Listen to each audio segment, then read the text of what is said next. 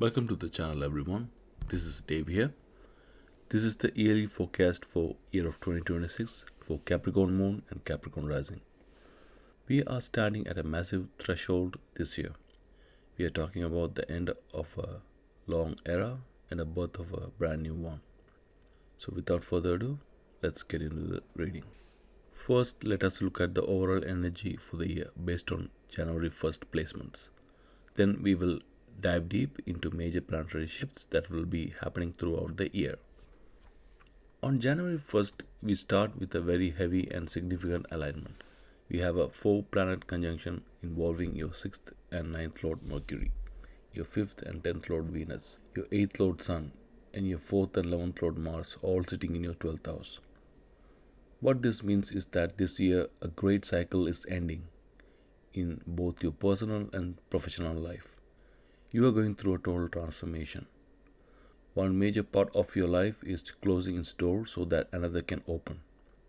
A new career that is finally aligned with your truth is dawning. This isn't just a small shift, it's going to bring great income and genuine happiness to you. For the first few months of 2026, you'll still be in that old cycle, slowly wrapping things up. After a few months, the new cycle truly begins. Since both Jupiter and Saturn are aspecting this conjunction, this represents the end of a major cycle that has lasted at least 12 years. You are clearing the slate. Rahu and Ketu are currently sitting in your 2nd and 8th house axis, with Rahu receiving a direct aspect from Jupiter. So expect positive changes in your core beliefs. Your food habits and choices are likely to change for the better. Sudden accumulation of wealth is very much on the charts for you this year. Ketu in the 8th is here to shed everything that no longer serves you. You might find yourself getting rid of a lot of physical items or emotional baggage that you have been holding onto for a very long time. Now let's look at Saturn. As your 1st and 2nd Lord, he is in your 3rd house receiving an aspect from Mars. Saturn in the 3rd is a fantastic position. He is going to give you the sheer willpower to achieve your short-term goals. You will feel driven to go after the things you deem important and complete those tasks with flying colors. Most of the efforts you put into this year will bring you solid wealth and money. Any effort you make to improve your physical health will give you great returns as well. Your 7th Lord, the Moon, begins the year exalted in your 5th house, receiving an aspect from Saturn. Expect great and intense romantic times with your life partner. The connection is deepening. If you are out there dating, expect your encounters to be more than just casual chatting. There is a weight and a depth to the people you will be meeting now. Finally, let's look at Jupiter. He rules your 3rd and 12th houses and is retrograde in the 6th house, receiving aspect from the 12th house stellium. This creates a powerful Viparita Raja Yoga. As the 12-year cycle closes, a past life debt is being paid off. If you have actual financial debt, expect that to be paid off soon this year as well. If you have been dealing with a long-term illness, expect to be healed soon. You will see yourself putting a massive amount of effort into self-optimization, eating healthy, staying fit, and building rock-solid habits. You are literally building a new version of yourself. Moving into March 13th, the energy shifts from closing the old door to stepping firmly through the new one. Jupiter turns direct in your 6th house, and we have an incredible 4-planet conjunction of Mars, retrograde Mercury, the Sun, and Rahu in your 2nd house of assets and speech, all receiving a direct supportive aspect from Jupiter. This is it, the official beginning of your new cycle. This is the window where you build the rock-solid foundation for your coming years. The progress you make now will be both fast and surprising. You are actually going to be surprised by your own growth during this phase. Your health, your specialized skills, your luck, and your core ability to earn income are all improving by a massive margin. Don't be shocked if you manage to amass a significant amount of money in a very short span during this interval. The stars are aligning for a major financial upgrade. On the same day, your 5th and 10th Lord Venus joins Saturn in your 3rd house. This is a powerful signature for your career and self effort. This conjunction pushes you to earn through creative means. You might find yourself incorporating brand new creative tactics into your day to day work, or you might decide to embark on a completely new creative journey altogether. Either way, this isn't just a hobby. You are going to make real money through this artistic and innovative work. Now let's look at Jupiter as your 3rd and 12th Lord turning direct in the 6th house. Expect a major fast forward in your daily routines. By now, you are likely stripped away the habits that weren't working and replaced them with a new optimized schedule. You are moving fast in this new daily rhythm. This improved routine is your engine for success. It's going to yield incredible results in the coming months. So stick with it and watch the momentum build.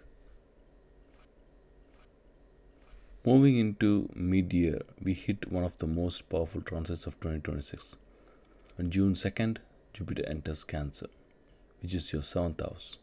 On the same day, we have a conjunction of your 5th and 10th Lord Venus and your 6th and 9th Lord Mercury in your 6th house. If you have been looking for work or were previously unemployed, this is your window. You can find a job during this time. For those already working, you are going to absolutely excel. You will be showing incredibly detailed, responsible, and creative work. Your bosses and peers will notice the quality you are putting out. If you happen to sell handmade or crafted products, or if you provide a specialized artisanal service, you can earn a lot of money right now. People are looking for that personal creative touch. Now let's talk about Jupiter. He is your 3rd and 12th Lord, and he is now exalted in the 7th house, receiving an aspect from Mars and looking at Saturn. This is a massive green light for your social and partnership life. Expect travel to a foreign land. You might find yourself jetting off with your partner for a long overdue vacation. You will be taking a lot of responsibility for your partner's well being. You will find yourself going above and beyond just to make sure they are happy and comfortable. Your social battery is going to be full. If you are usually a loner, expect to be entertaining a lot of people. If you are single, get ready. You will likely be going on multiple dates. If you have been looking for marriage, it is very likely to materialize now. Proposals are definitely on the cards. Overall, with Jupiter exalted and aspected by Mars, you will be highly driven and motivated. Whether it's your relationships, a personal passion project, or those big career goals, you are finally going after what you want with 100% effort. You aren't just dreaming anymore, you are doing it. As we move into the height of summer, the honeymoon phase of the previous months getting a reality check. On July 26th, Saturn turns retrograde in your 3rd house. On this same day, your 3rd and 12th Lord Jupiter is joined by the 8th Lord Sun. This conjunction of an exalted Jupiter and the Sun can unfortunately bring some friction with your loved ones. Be on high alert for ego clashes with your spouses or partner. Someone's ego is likely to get hurt here, either yours or theirs. In some cases, this could even lead to a temporary separation or a breakup to cool off. Handle this phase with absolute calm and composure. Do not engage in unnecessary arguments. Practicing silence and forgiveness is your best medicine right now. Don't let a temporary ego spike ruin a good relationship.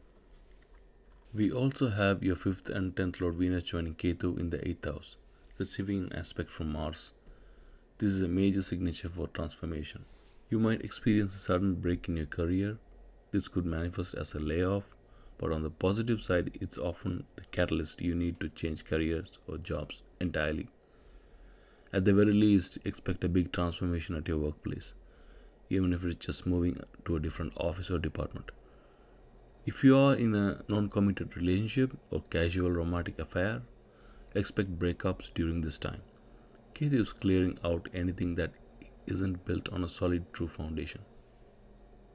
Now let's talk about Saturn. He is your 1st and 2nd Lord. Now retrograde in your 3rd house. Even with the shifts happening in your relationship and career, Your energy levels are going to rise incredibly high. You are going to be super busy and active all the time during this retrograde. Any lingering financial blocks are finally going to melt away. This is a window where you can amass a good amount of money. Saturn is looking at Mars in your 5th house. If you have a hobby, you are going to start putting serious time and effort into it.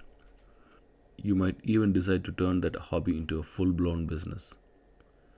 You will feel a lot of intense passions now.